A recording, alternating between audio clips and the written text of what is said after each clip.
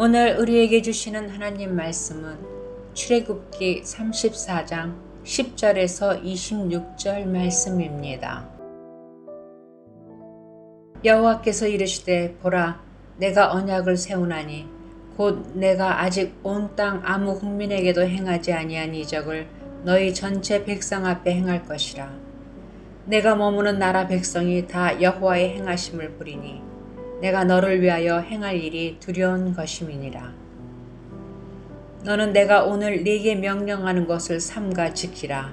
보라 내가 내 앞에서 아모리 사람과 가나안 사람과 헷 사람과 브리스 사람과 히위 사람과 여부스 사람을 쫓아내리니 너는 스스로 삼가 내가 들어가는 땅의 주민과 언약을 세우지 말라. 그것이 너희에게 올무가 될까 하노라. 너희는 도리어 그들의 제단들을 헐고 그들의 주상을 깨뜨리고 그들의 아세라상을 찍을지어다.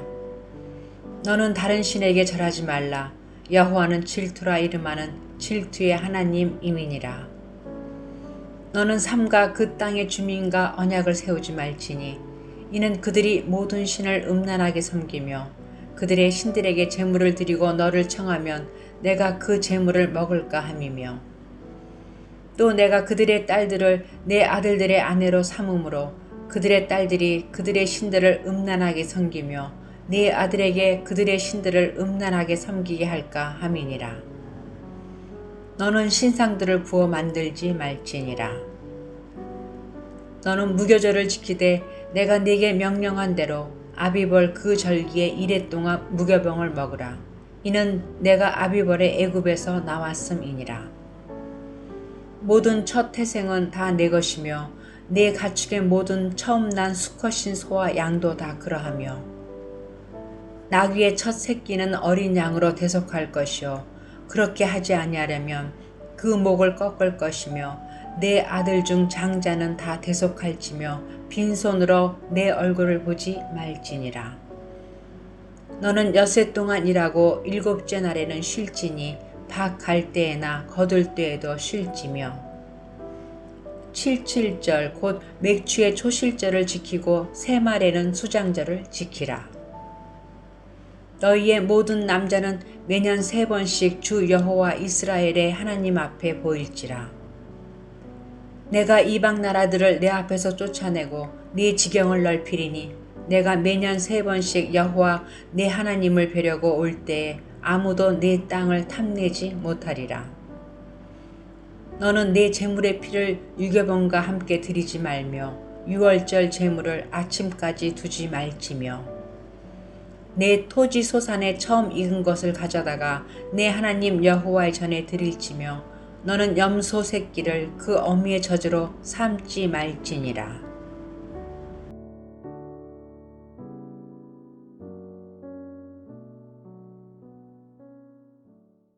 거룩한 주일입니다. 오늘도 주 앞에 나오신 여러분 모두에게 하나님의 은혜와 사랑이 함께 하시기를 예수님의 이름으로 축원합니다.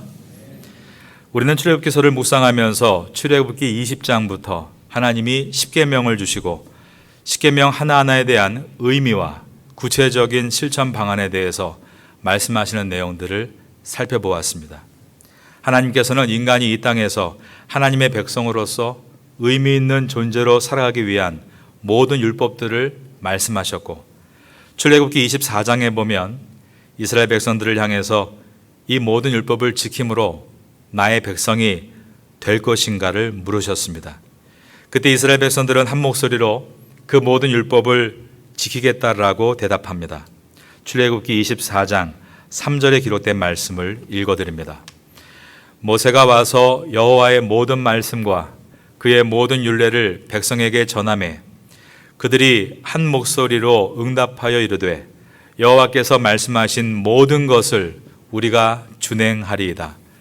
이어 모세는 산 위에 다시 올라가서 40일 동안 성막을 만드는 법에 대해서 하나님의 말씀을 듣게 됩니다.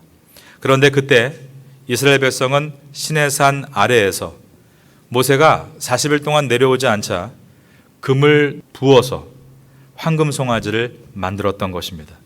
그것은 그들이 430년 동안 살아왔던 애굽의 신들 중에 힘과 다산의 상징이었던 황소의 신 아피스를 본따 만든 것이었습니다. 이것은 다시 죄악된 세상인 애굽으로 돌아가고 싶은 그들의 욕망을 형상으로 나타낸 것이었습니다. 그들은 황금 송아지를 만들고 하나님이라 부르며 제사를 지내고 방자한 잔치를 벌였습니다.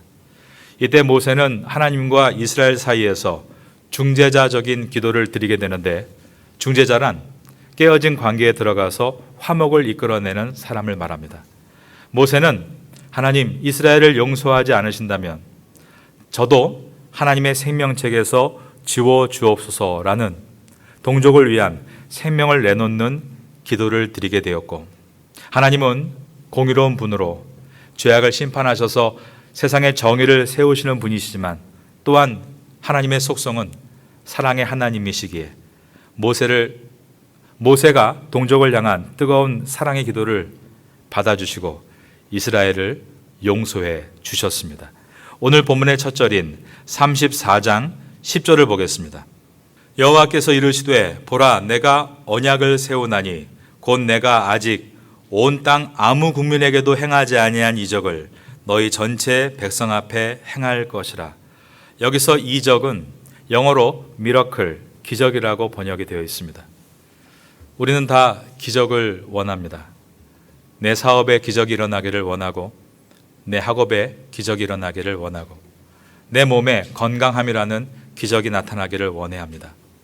그런데 하나님께서 말씀하시는 금송아지를 만들어 우상을 숭배한 이스라엘을 향한 기적은 그것이 아니라 하나님께서 심판하지 않는 기적이 가장 큰 기적이라고 말씀하셨습니다. 그리고 계속해서 그들과 하나님의 백성으로서 언약을 맺으신 것이 바로 기적이다라고 하셨습니다.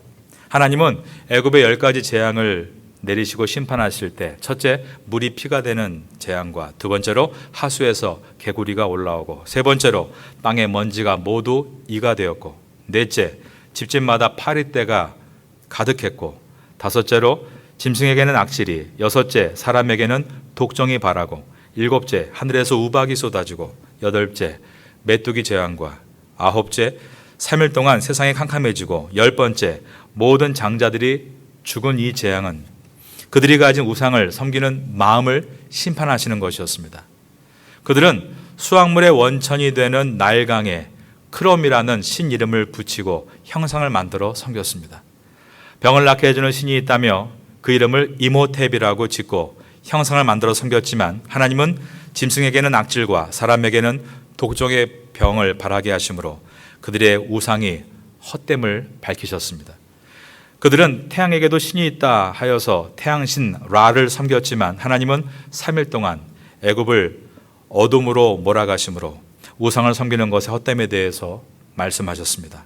마지막으로 애굽의 모든 장자가 죽어나가는 재앙을 내리시면서 생명을 부여하는 신, 그들이 말하는 오리시스를 섬기는 것이 얼마나 헛된 것인지를 보여주시고 심판하신 것입니다. 하나님은 헛된 우상을 섬기는 것을 심판하시는 하나님이십니다. 그런데 하나님께서 이스라엘 백성들만은 용서해 주었다라는 것입니다. 그들이 만든 금송아지는 애굽에서 섬기던 황소의 신 아피스로서 그 당시 농경사회에서 가장 자산가치가 높은 소를 섬김으로 부와 번영이 내 손에 들어오기를 바라는 우상 숭배였습니다. 하나님은 애굽에서 이것을 5번째 재앙인 가축을 죽이는 악질의 재앙으로 황소의 신 아피스를 섬기는 애굽인들을 심판하셨던 것입니다. 그러나 이스라엘 백성들이 금송아지를 만든 것에 대해서는 용서를 해 주셨습니다. 하나님은 이것이 가장 큰 기적이라고 말씀하셨습니다. 하나님의 정의와 공의로 인하여 당연히 이스라엘은 심판을 받아야 하지만, 하나님은 이미 이스라엘과 당신의 백성을 삼겠다는 뜻을 정하셨고, 당신의 백성과 아주 특별하고 친밀한 관계를 가지시기에 그들을 용서해 주었다라는 것을 보여주신 것입니다. 우리가 이 땅에서 하나님의 백성으로 살면서 우리의 권력이 높아지고 재물이 많아지고 지식이 많아지고 건강이 중대되고, 그리고 남성이 여인을 많이 거느리고 여성이 남성을 많이 거느리는 것 같은 성이 증대되는 것을 성경은 결국 기적이라 말하지 않습니다. 제가 방금 5가지를 예로 드린 것은 전도서의 기자인 솔로몬이 이 5가지를 인생에서 마음껏 누리고 나서 고백했던 결론이 헛되다였기 때문입니다. 헛되고 헛되며 헛되고 헛되니 모든 것이 헛되도다. 전도서 1장 2절에 기록된 말씀입니다. 하나님이 우리에게 주신 가장 큰 기적은 그러한 것이 아닙니다. 가장 큰 기적은 우리를 용서해 주신 것이다 라고 말씀하고 있는 것입니다. 이스라엘을 용서하신 것은 얼마나 큰 기적이었는가, 이것을 확인할 수 있는 방법은 주변의 모든 나라, 즉 이스라엘을 제외한 모든 나라들을 심판하신 것을 통해 확인할 수 있습니다. 10절 중반을 보겠습니다. 내가 머무는 나라 백성이 다 여호와의 행하심을 보리니 내가 너를 위하여 행할 일이, 그 다음 절을 따라하겠습니다. 두려운 것임이니라. 하나님께서는 이스라엘을 아끼고 사랑하심으로 그들 편이 되어 주셔서 그들을 용서해 주시고 그들과 함께 하시고 대신에 모든 나라들을 심판하시고 두렵게 만드셨습니다. 하나님이 이스라엘 백성을 출애굽시킬 때 애굽에 내렸던 10가지의 재앙의 이야기는 모든 나라들을 두려워 떨게 하기에 충분한 이야기였습니다. 훗날에 여호수아 3장 16절 이하에 보면 요단 강물이 멈춘 사건이 나타나고 여호수아 10장 12절에서는 태양과 달마저도 멈춘 사건이 나타나면서 주변 나라들에게는 정말 숨통을 조여오는 두려움이었던 것입니다. 11절입니다.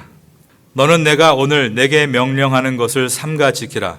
보라, 내가 내 앞에서 아모리 사람과 가나안 사람과 헷 사람과 브리스 사람과 히위 사람과 여부스 사람을 쫓아내리니.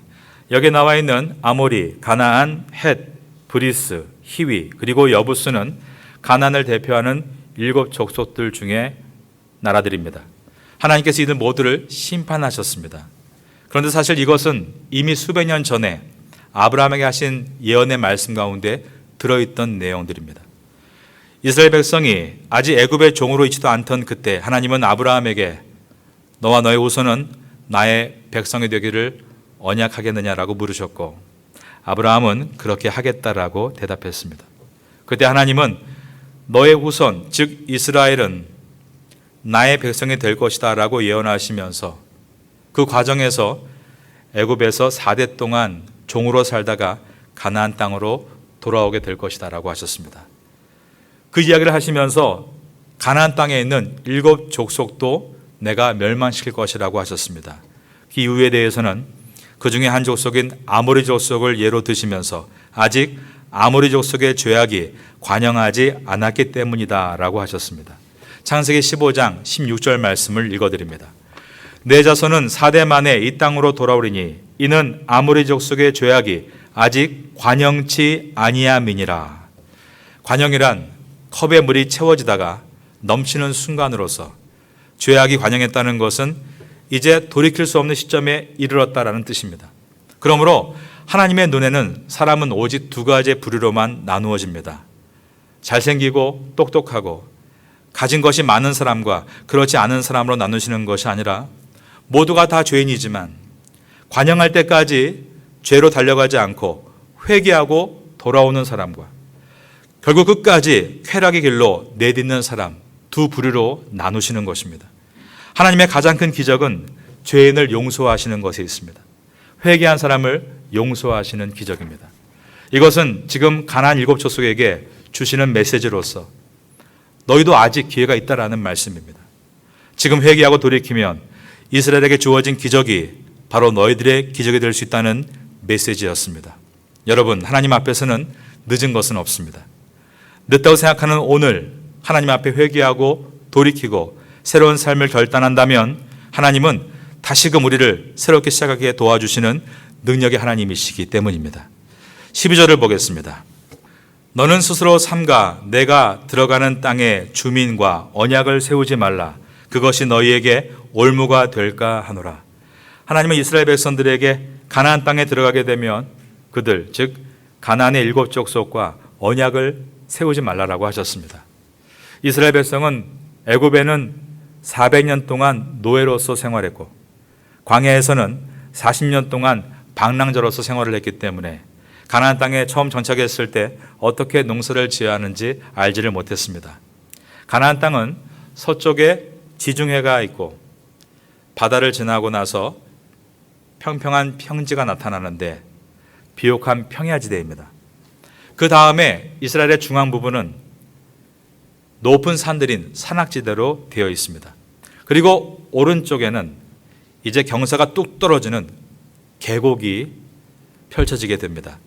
세계에서 가장 낮은 지역, 해발 마이너스 421m에 이르는 사해 바다로 가는 그 길은 버스의 기어를 1단으로 놓고 1시간가량 무조건 내려가는 엄청난 경사면을 이루고 있습니다. 이 덕분에 서쪽 평야 지역에서는 비옥한 곡식이 생산되고 중앙 산간 지역에서는 고산 지역에서 얻을 수 있는 그러한 신선한 과일들이 생산되고 동쪽에 펼쳐진 요단 계곡에서는 우리가 알고 있는 유명한 과일이죠. 포도와 무화과 열매가 나타나는데 당도가 얼마나 높은지 젖과 꿀이 흐르는 땅 할 때 꿀을 연상할 만큼 대단한 맛과 당도가 있는 과일들이 생산이 됩니다. 지역마다 이와 같이 특화되어 있어서 어디에 무엇을 심어야 하고 어떻게 재배해야 되는지 노하우가 있었던 것입니다. 마치 우리가 이곳 파타야와 라용과 시라치아바 초무리에 살면서 어떤 곳은 소매 상권이 형성되어 있고 어떤 곳은 제품을 생산하는 곳이 또 어떤 곳은 물류가 집중적으로 몰려있는 것과 비슷한 경우입니다. 이스라엘 동지역 광야 지역은 비가 내리지 않는 사막 지역이기 때문에 농사를 지으지 못할 것처럼 보이지만 사실은 아침마다 이슬이 흠뻑 젖어서 이슬을 가지고 짓는 농사가 따로 있었습니다. 이처럼 이스라엘 백성이 처음에 가나안 땅에 정착하게 됐을 때 가나안 땅의 토박이들로부터 배워야 될 것들이 분명 많이 있었던 것입니다. 하나님은 이미 출애굽해서 그들이 광야를 갈 때 십계명을 말씀하시면서 세부적으로 십계명의 내용들을 풀어주실 때 이웃과의 바르고 건전한 관계에 대해서 말씀해 주셨습니다. 오늘 본문에서 하나님이 그 땅 주민들과 언약을 세우지 말라라고 하시는 것은 그들과 관계를 단절하라는 말씀이 결코 아닙니다. 이 말씀의 뜻은 그들을 따라 우상을 만들고 그것들을 섬기지 말라라는 말씀이었습니다. 바로 13절에 그 내용이 나와 있습니다. 너희는 도리어 그들의 제단들을 헐고 그들의 주상을 깨뜨리고 그들의 아세라상을 찍을지어다. 인간이 우상을 의지하라는 것은 단 한 가지입니다. 잘 되고 싶은 겁니다. 그런데 인간의 힘으로 불가능한 일이 있다라는 것입니다. 고깃배를 타는 사람들이 어떻게 할 수 없는 것은 날씨입니다. 그래서 출행하기 전에 제단을 만들고 우상에게 제의를 드리는 것입니다. 농사를 지을 때 어떻게 할 수 없는 것이 기후입니다. 비가 필요한 때에는 필요한 만큼 와야 하고 필요 없을 때에는 재앙이 되지 않을 만큼 오지 않아야 하는 것입니다. 이것을 도와달라고 제단을 만들고 기후제를 지냅니다. 이처럼 인간은 뭔가 잘하고 싶을 때 그러나 아무리 내가 노력해도 어쩔 수 없는 초자연적인 일에 대해서 우상의 힘을 빌어서라도 성사시키고 싶은 욕심을 갖게 되는 것입니다. 그러나 이것은 영적으로 큰 시험에 빠지는 결과가 되고 그의 삶은 결코 아름다움이 될 수 없고 바르게 뻗어나갈 수 없습니다. 그러기에 하나님께서는 이러한 우상을 절대로 가까이 두지 말라라고 하셨습니다. 13절에 세 개의 동사가 나옵니다. 헐라, 깨뜨리라, 찍으라. 우상을 깨뜨리고 부수라. 이 말씀은 출애굽기 23장에서 이미 말씀하신 바 있지만 오늘 본문은 더 강도 높게 말씀하고 계십니다. 헐라, 히브리어로 나타츠라는 단어인데 부숴버리다 보다 더감이 강한 단어였습니다. 찍으라, 히브리어로 카라트라는 단어인데 산산조각을 내버리다라는 뜻이었습니다. 13절을 다시 봅니다. 너희는 도리어 그들의 제단을 헐고 그들의 주상을 깨뜨리고 그들의 아세라상을 찍을지어다.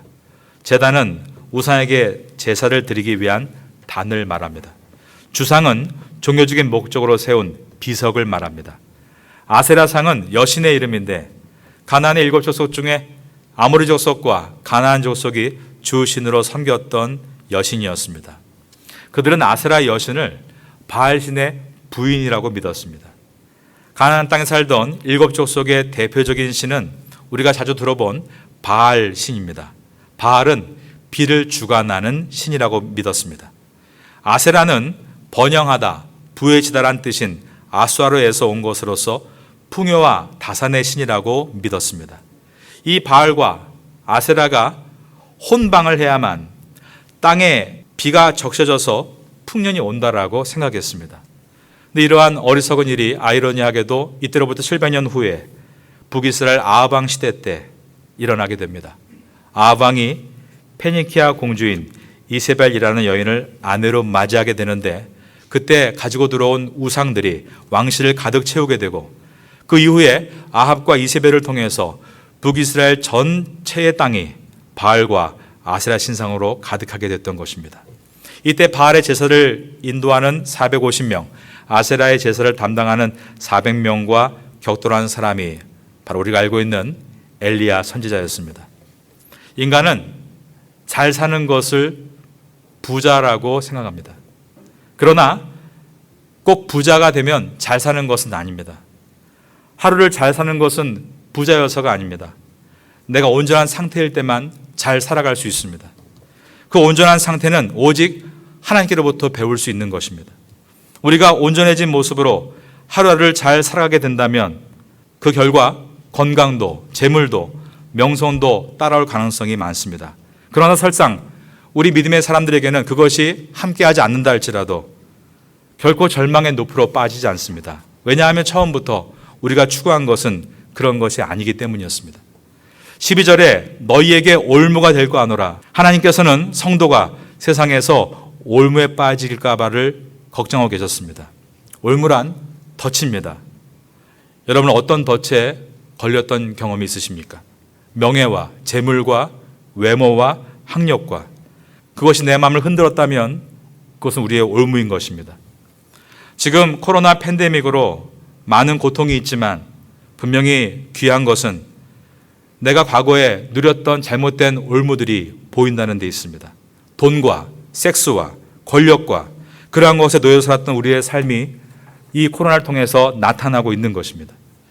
그러면 우리는 그것을 통해서 내가 회복할 것이 무엇인가를 돌아보게 되고 하나님의 가장 큰 기적이 회개할 때 용서해 주심을 오늘 말씀을 가지고 우리는 다시 한번 새로운 인생으로 도약할 수 있게 되는 것입니다. 여러분 모두가 이런 은혜를 얻게 되시기를 예수님의 이름으로 축원합니다. 하나님은 가나안의 여러 신들 중에 특별히 아세라 신을 언급하신 것은 이스라엘 백성이 금송아지를 만들어서 그것을 하나님이라고 부른 것이 영적인 타락인데 영적인 타락을 실질적으로 설명하시기 위해서 성적인 타락과 연관시켜서 말씀하신 것이었습니다. 14절입니다. 너는 다른 신에게 절하지 말라. 여호와는 질투라. 이름하는 질투의 하나님이니라. 하나님의 말씀인 성경은 첫째로는 신적 언어입니다. 우린 그것을 divine language라고 합니다. 그러나 하나님의 언어를 우리가 이해할 수 없기에 우리가 이해할 수 있는 인간의 언어, 휴먼 랭귀지로 기록된 것이 성경입니다. 하나님께서 질투하신 하나님이시다. 이 표현은 인간이 이해할 수 있는 것으로 바꿔서 설명해 주신 것입니다. 이러한 것을 신학적인 용어로 신인동형 동선론적 표현이라고 부릅니다. 하나님이 인간의 관점으로 설명해 주시고 계십니다. 하나님과 하나님 백성과의 관계를 인간이 이해할 수 있는 부부의 관계로 설명하신 것입니다. 가령 남편과 아내가 있습니다. 그런데 아내가 밤에 자주 집을 나가서 다른 남자와 잠을 자고 들어옵니다. 만일 그것을 남편이 옳다고 인정해 준다면 그것은 남편 또한 불성실하거나 진정으로 사랑하는 것이 아님을 보여주는 확실한 증거입니다. 하나님은 남녀와의 사랑에 쓰는 질투란 단어를 사용하셔서 하나님은 이스라엘을 향해서 언제나 거룩하고 성실한 남편으로 대하셨고 이스라엘을 진정으로 사랑한다는 것을 설명하신 것입니다. 이것은 이스라엘 백성이 다시는 그러한 금송아지를 만들어 섬기는 죄를 저지르지 말라는 의미로 말씀하신 것이었습니다. 뛰어넘어서 17절을 보겠습니다. 너는 신상들을 부어 만들지 말지니라. 하나님께서 부어 만들지 말라고 하신 이유가 이스라엘이 금송아지를 만들 때 부어 만들었기 때문이었습니다. 출애굽기 32장 8절에 보면 자기를 위하여 송아지를 부어 만들었다라고 되어 있습니다. 이스라엘이 금송아지를 만들고 우상을 의지하려고 했던 이유는 모세가 시내산에 올라가서 답을 가지고 와야 되는데 늦게 내려온 것 때문이었습니다. 그러므로 하나님께서 다시는 우상을 만들지 말라라는 이 강력한 주님의 명령은 어떠한 경우로도 하나님의 약속을 믿고 기다리는 성도가 되라는 명령입니다. 코로나 시대에 우리가 올무에 걸리지 않고 승리할 수 있는 방법은 어떠한 경우라도 나의 주님을 믿고 신뢰하며 기다리고 나아갈 때 반드시 우리의 기다림은 축복으로 돌아오게 될 줄로 믿습니다. 이스라엘 백성은 이러한 하나님의 강력한 명령을 듣고 있습니다. 우상을 섬기지 말아라. 더디더라도 하나님 앞에 인내하며 걸어가야 한다. 그러면 이스라엘 백성들이 과연 그렇게 잘 순종했을까요? 34장 15절을 읽겠습니다. 너는 삼가 그 땅의 주민과 언약을 세우지 말지니 이는 그들이 모든 신을 음란하게 섬기며 그들의 신들에게 제물을 드리고 너를 청하면 내가 그 제물을 먹을까 함이며 하나님께서 이와 같이 말씀하셨지만 얼마 지나지 않아서 이스라엘 백성은 광야에서 시딤에 머물 때 모압 족속의 계략에 넘어갑니다. 그들은 아름다운 여인들을 앞으로 대동했고 그 여인들의 이름으로 초청하게 했습니다. 그리고 이스라엘의 많은 남자들이 그 여인과 어울리고 우상의 제물을 먹고 우상에게 절하고 심지어 행음을 하게 됩니다. 이 내용이 민수기 25장 1절 이하에 기록이 되어 있는 것입니다. 그러면 그 결과가 어떻게 됐을까? 하나님은 이미 말씀하신 대로 성실하고 거룩한 남편으로 끝까지 자기의 책임을 지시는 분이십니다. 하나님은 분명히 약속대로 이스라엘 백성을 가나안 땅으로 이끌어 들이셨고 그들은 가나안 땅에서 그 땅을 기업으로 얻고 젖과 꿀이 흐르는 땅에서 안식과 평안을 누렸습니다. 그러나 그 모든 것은 그들이 아닌 그 다음 세대에 하셨다는 것입니다. 우리는 속도보다 중요한 것이 방향이다라는 말을 많이 듣습니다. 이스라엘 1세대는 급하고 빠르게 가고 싶었지만 결국 광야를 뱅뱅 돌다 믿음의 주자였던 여호수아 갈렙 두 사람을 제외하고는 1세대 중에서 한 사람도 가나안 땅에 들어가지 못했습니다. 거룩은 느린 것처럼 보이지만 결국 거룩이 우리를 목적지로 인도해 주는 것입니다. 우리가 거룩을 지키면 거룩은 우리를 반드시 지켜주는 것입니다. 우리는 지금 코로나 시대를 살고 있습니다. 많은 깨어있는 학자들이 코로나가 인류의 길을 잃게 만들었다라고 표현합니다. 대부분의 사람들은 무작정 아무 생각 없이 버티면서 살고 있습니다. 그런데 이 모든 모습은 이스라엘이 광야에서 유랑하던 모습과 매우 유사합니다.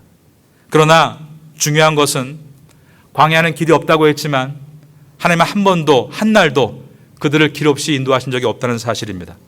홍해를 지날 때 수천 미터의 낭떠러지가 있는 바닷길이 아니라 수백만이 안전하게 건널 수 있는 평평한 바닷길을 인도하신 분은 하나님이십니다. 인간은 바다 겉만 보고 있지만 하나님은 그날 바다의 밑바닥을 보고 계시며 그들을 그 길로 인도하셨습니다. 광야의 마지막에 수백만이 요단을 건너게 하실 때에는 1년 중에 요단의 수위가 가장 높을 때 물살이 가장 거셀 때 건너라고 하셨습니다.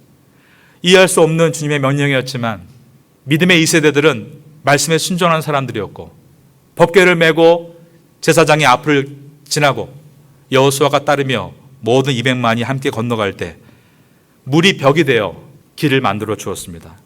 이것은 요단강에서 가나안 입성까지 모든 족속을 두렵게 만드는 일로서 그때로부터 이스라엘 백성은 논스톱으로 가장 빠르게 가나안 땅으로 들어갈 수 있었습니다. 여러분, 거룩을 지키는 것은 결코 느린 길이 아닙니다. 거룩을 지킬 때 가장 온전한 바른 길을 걸음으로 승리할 수 있게 되는 것입니다. 오늘 이 말씀을 마음에 두면서 코로나의 시간이 오히려 나의 거룩을 지키는 시간이 되기를 바라고 그 거룩이 여러분을 지키는 은혜가 있기를 마지막으로 예수님의 이름으로 축원합니다.